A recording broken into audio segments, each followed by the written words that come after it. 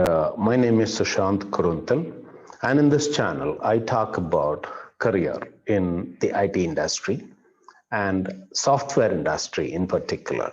So all the videos that I do, is about how I can help you in your particular career, based on all the information that I have collected over a very long period of time. Okay, so uh, so please subscribe to this channel if you want to get regular updates. I normally put out one video per week. So it's all about, your career in software and then how you can excel in your career. So this is pretty much my forte. And please subscribe to this channel for more information on this particular subject.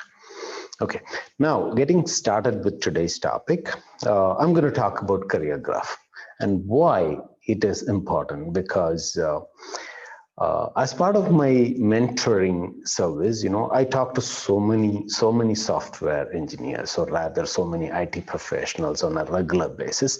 And one question that comes out very frequently is what is the typical graph or the career curve that you can expect?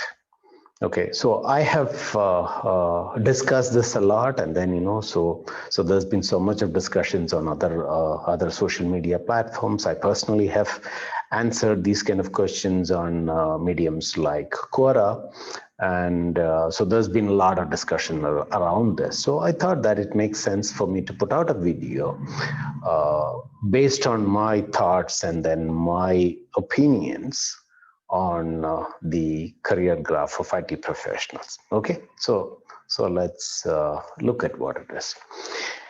I think that the career graph follows a bell curve. As you can see, it just goes up, and then at some point in time, there's gonna be a peak, and then it's gonna come down. So that's basically the natural path. So when you start your career, every year or every month or every minute that you add to your career is going to help you. It's going to help you uh, gain more experience, get a better pay package and things like that. So when you're a fresher or when you are just getting into the IT industry, you always wish that if I had 2 years of experience, I would be getting a much better position or, a much better salary and things like that. And then this will continue for a period of time till you reach the tipping point. There's going to be a tipping point, and from that tipping point, things are going to reverse. So once you go past the tipping point, any year or any minute that you add to your experience is going to work against you. Okay, and then this is if you don't plan upfront. If you don't really plan and beat that natural path. Okay, so in my opinion, that tipping point typically comes around the 8 to 9 years mark. So basically, it's a very simple math. So when you are starting, so you add value to yourself, and then you learn something. Even if you don't put that much of time and effort, just because you are in the industry, you will get some experience, and then obviously that's going to help you. But when you are at the 8 to 9 years experience mark, you need to look at what your competition is going to be, and then you need to look at what is the compensation that you are entitled to or you are getting, and see that difference. So if you don't add 10x the value that an early professional in the early years does, then you have a problem. Say somebody at this level, may be earning X amount of money, and then you might be earning 5x or 8x of that amount. So for an employer to pay you that 5x or 8x, you will definitely have to add 10x or more value to the employer. Otherwise, there will always be that thought, thought that's saying that, so I'm paying this guy this much. Can I replace him or her with somebody at this level of experience? So you should really think about who your competition is, and then how much better you are as compared to your competition. And then your competition is never going to be somebody at around your experience level. It's going to be somebody who's going to be pretty early in the game. And then, maybe it's going to be one person, or it's going to be multiple people. So employers always think about what is the bang for the buck. I'm paying this guy this much. Am I getting that value? Okay, so that is the problem, or rather that is the reason why I think that the tipping point is going to be at that 8 to 9 years mark. And from that point onwards, if you have not planned upfront, if you have not planned your career upfront, it's going to be a free fall. There is no way you can stay at that level, because even if you stay at that level, that means that it's a down curve. So the natural path is always following following the bell curve, and then it's going to be a deep slide from that point onwards. This is not to scare you, but just wanted to tell you that you will hit a problem around that kind of mark if you are not planning a different path. What you really need to do is plan that thing. And when do you need to plan? As early as possible. So you can definitely plan, so there are multiple paths that you can take. So I call it the path A, path B, path C. And so there are certain names that I associate with the, path A, path B, and path C. So these are three different directions. Don't think that, there are only these three options out there, but there are three directions in which you can look at things. Okay, so the first path A, I call them accumulators. Accumulators are typically people who plan upfront and then who keeps accumulating both knowledge and a lot of certifications around it. Say, for example, you would have seen enough people looking at a PMP certification, or a TOGAF certification, or many of the other information security certifications, or system architect kind of certifications. So these certifications definitely gonna help you in your employability. At least your recruitability.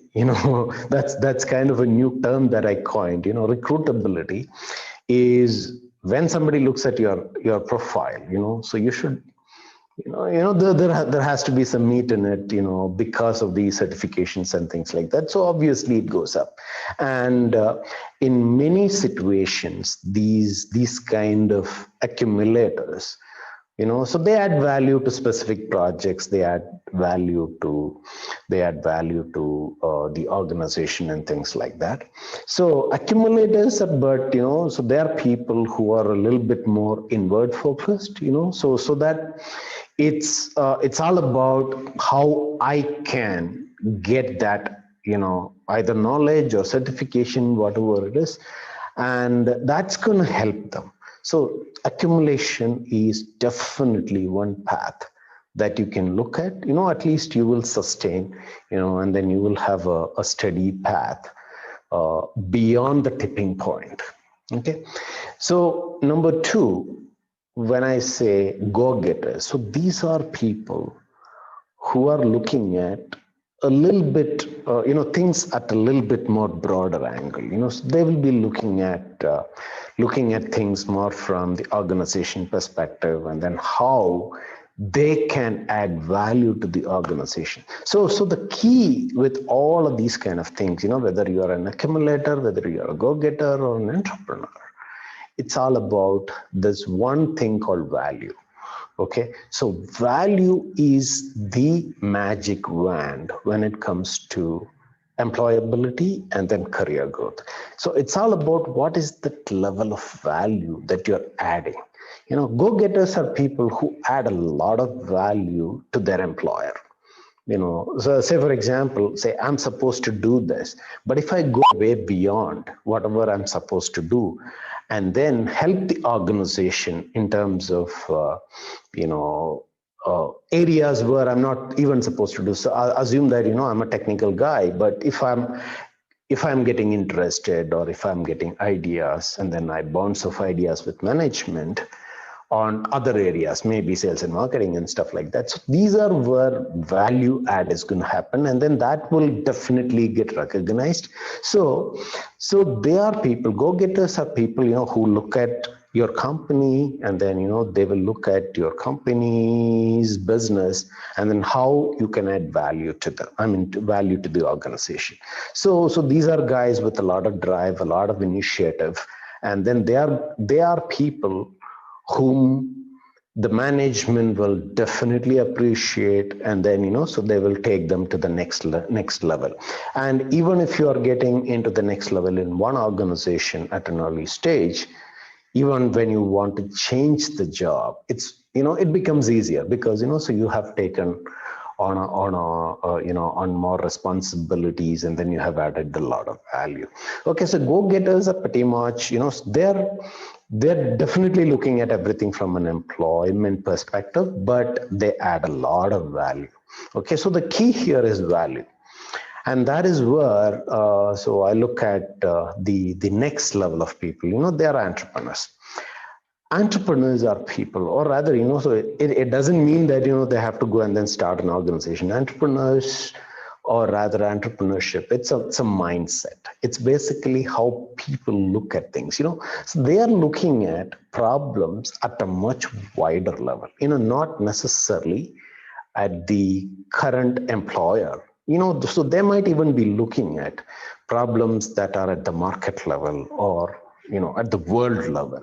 So these are guys whose thought processes are going to help either their organization or their current organization, or they might even go and then create another organization. And they add a lot more value. They add a lot more value to the society, and that is the extreme level. So when I say path A, path B, path C, path A, definitely the accumulators definitely add a lot of value to them, to themselves, and also they add a lot of value to their department, or so their current job function. Whereas the go-getters are people who add a lot of value to their organization, and then their organization's business.